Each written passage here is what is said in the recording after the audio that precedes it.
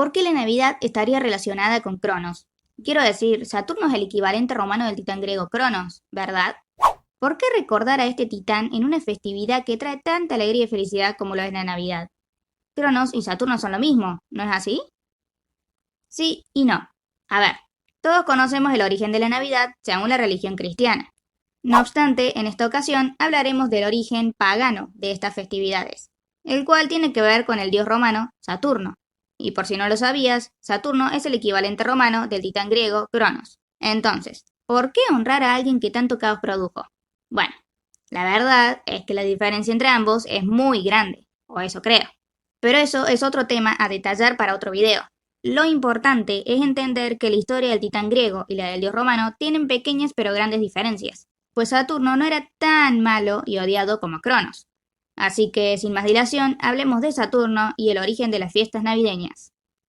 Para empezar, tenemos que hablar de la Edad Dorada, la primera en la historicidad de las edades del hombre, una edad utópica, donde todo era perfecto y había armonía con la naturaleza, que brindaba el sustento de la vida.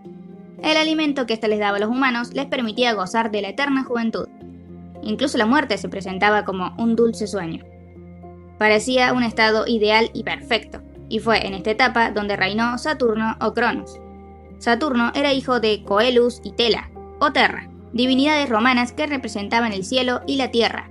En esta historia eran tan solo dos hijos, Titán el mayor y Saturno el menor. Similar a como sucede en el mito griego, derrocaron a su padre, y como Titán fue el primero en nacer, debía ser él el sucesor.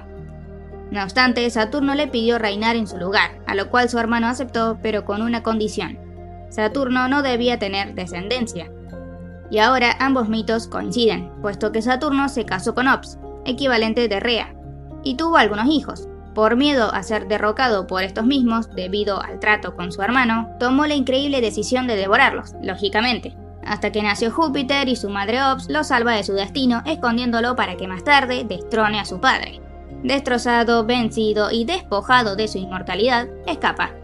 Y, como todos los caminos conducen a Roma, Saturno llega a Italia, más específicamente a la zona de Lacio. Allí le enseñó a los habitantes todo lo que él sabía, ayudándolos a convertirse en la ciudad más poderosa, ya saben, porque allí se encontraba la futura Gran Roma.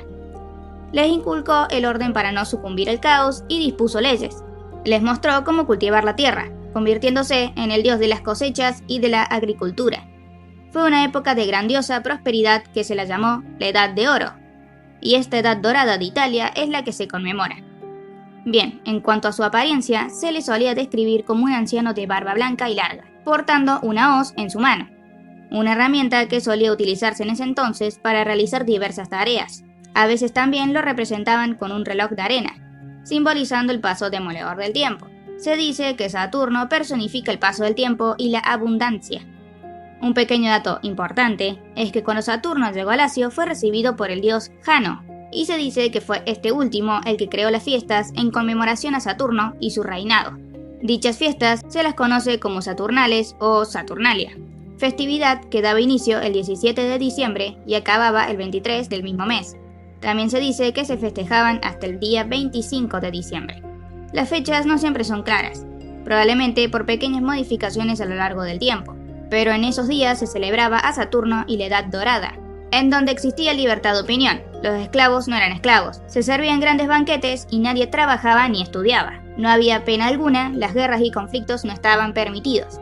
Reinaba la igualdad incluso entre amo y esclavo, a tal punto que intercambiaban roles. El ambiente era de completo disfrute, con fiesta y carnaval. La gente cantaba y bailaba gritando algunos Ios Saturnalia, que podríamos traducir como Felices Saturnales. También se encendían antorchas y velas por el fin del periodo de oscuridad y la llegada de una nueva etapa de luz. Además, se decoraban e iluminaban las calles y casas, y se intercambiaban regalos. Inclusive ciudadanos cantaban, ya sea por placer o por un regalo a cambio. Los romanos celebraban el renacimiento del sol, cuando se cumplía el solsticio de invierno, que en aquel entonces era alrededor del 21 de diciembre, el día en el que el sol estaba en su punto más bajo en el cielo y los días comenzaban a alargarse, representando el crecimiento y renacimiento, honrando también al dios de la agricultura y la cosecha, Saturno. De hecho, poseía un templo ubicado en el Foro Romano, donde su estatua estaba sujeta con cadenas que únicamente se liberaban en épocas de fiesta saturnalia. También se cuenta que allí se guardaban los tesoros, ya que en esta festividad no se cometen robos o saqueos. Saturnalia se introdujo alrededor del 217 a.C. y era el día de dedicación del templo de Saturno en el Foro Romano, durante 7 días, comenzando el 17 de diciembre.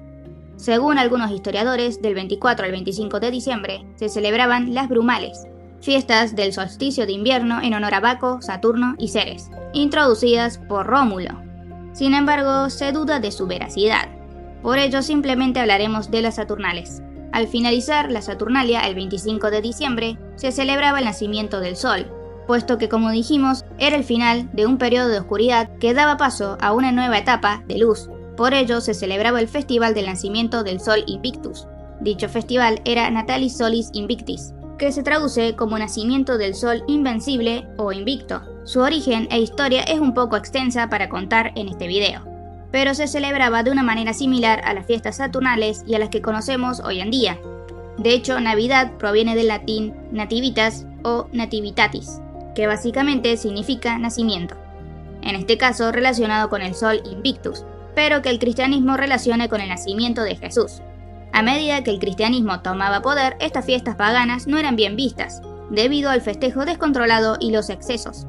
Sin embargo, al ser una de las festividades más importantes, el Papa Julio I estableció el día 25 de diciembre como el día del nacimiento de Jesús, para festejarlo, es decir, la Navidad. Probablemente fue una estrategia para erradicar el paganismo y expandir el cristianismo, ya que el día del nacimiento de Jesús es un misterio. Sin embargo, esa fecha se mantiene hasta la actualidad, y sus orígenes ya no importan tanto, puesto que es más un momento para pasar y celebrar en familia o con amigos. Los romanos pueden haberle copiado los mitos a los griegos, pero aún así su mitología posee algunas diferencias que las hace únicas, como el mito de Saturno y el origen de la Navidad.